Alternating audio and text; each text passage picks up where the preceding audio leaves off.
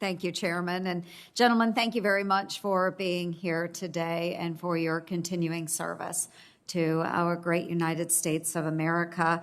Superior weapons personnel and technology ensured that we won the 20th century. But of course, now our adversaries have adapted their technologies, they've improved their operating concepts, and they've expanded their challenges into the new domains of cyber and space. And in fact, President Biden has stated the world is at an inflection point with shifting global dynamics and emerging crises that demand attention. We, of course, know that we face emboldened adversaries such as Vladimir Putin in Russia and President Xi Jinping in China. Both are actively seeking to disrupt a stable and prosperous global order. And then, of course, we have other actors like Iran and North Korea presenting their own significant threats. And as we are withdrawing from Afghanistan, we don't see the removal of a terrorist threat. Instead, we see, as the president has stated, the threat has become more dispersed, metastasizing around the globe. So, of course, we want to make sure that we are funding and resourcing our troops appropriately. But going along with taking care of our own troops is working with others, allied nations. And Secretary Austin, in a March editorial in the Washington Post, you wrote about the importance of joint partnerships with other nations and called them force multipliers. I do agree with you, Secretary. You wrote, it would be a huge strategic error to neglect these relationships, and it's a wise use of our time and resources to adapt and renew them to ensure they're as strong and effective as they can be.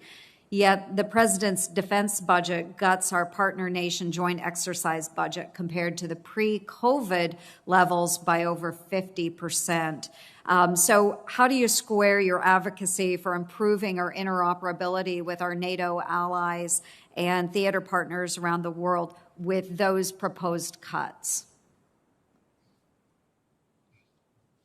Well, certainly with respect to NATO, we're encouraging the members of NATO to do more, to invest in their defense, and also to do more to contribute to NATO overall.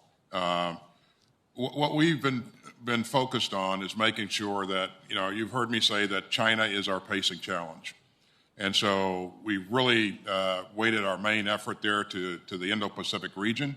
And you'll note that my first trip overseas was out to the region along with Secretary Blinken, and we visited South Korea, we visited Japan, and also made a visit to India as well. Again, we truly value the importance of strong relationships with our allies and partners. I think there's great capacity that can be leveraged there, and so in some areas, those partnerships, while still strong, are not as strong as they could possibly be. So we'll remain focused on that. But go ahead. I do hope so, Secretary. I think this is a really important area to focus on, making sure that we are able to leverage them and continue to use our allies as those force multipliers. And Mr. Secretary, I also wanted just to make a brief statement too. I do appreciate that you've stated your commitment to making changes to how the military handles and prevents sexual assault. And I'm concerned about the continued delay that we continue to face, though. Certainly, if any of our adversaries were attacking members of our military, as we have seen within our own ranks, members attacking other members within our own ranks, if it had been an adversary, we would have responded immediately. We must respond immediately as well. So I'm encouraging both you and the chairman to continue to push on this issue to make sure we bring resolution and justice for our members of the military, those very important survivors. Just a brief statement. I'm sorry, General Milley, I didn't get to my questions for you either. And Secretary McCord, I'll follow up with you later on the audit. But I do want to echo concerns that were raised by Senator Fisher about the Navy's intent, whether it was an inter-office memo, whatever it was.